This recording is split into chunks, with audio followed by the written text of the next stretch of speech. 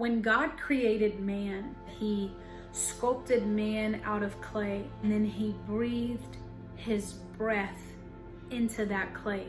And the Bible says that clay became nephesh, became a living being, a living soul. And that word for soul, there's a synonym for it in the Hebrew language. And that synonym means asking, seeking, praying being.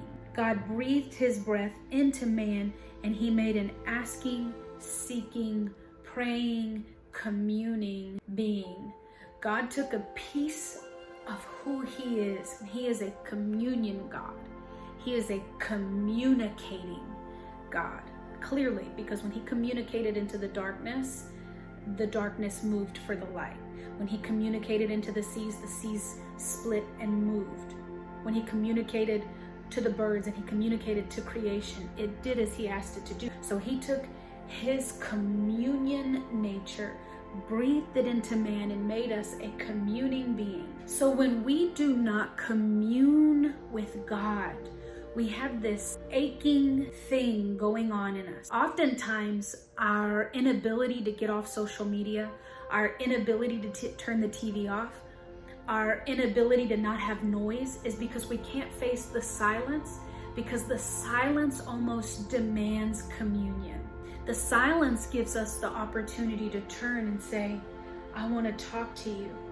Talk to me. So the serpent comes to Eve in the garden. What does he provoke her to do?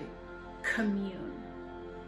Talk with me. Is that what God really said? Well, God said, no, that's not what God's gonna do. She began to have a demonic communication. And at that point, we fell into a place where we began to hide, because the thing in us that should have just communicated to him what went wrong, communicated to him the need for forgiveness, had communed and partnered with the secretive demonic demon that silences. What did Satan want? The nephesh, the soul, the asking, seeking, praying man. He wanted that communion to be stolen from God. What did Jesus bring back to us through his body and his blood? Communion with God. I want to encourage you, don't numb yourself with every kind of noise you can find and every kind of screen that you can find. There will always be something in you that is just unsettled when you're not talking with him.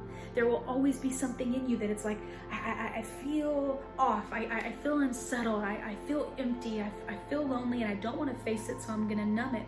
But at the core, that will always be there until we go to the one who we were made to commune with, which is our fulfillment, our total satisfaction. We were made from it to come back to it, to commune through it.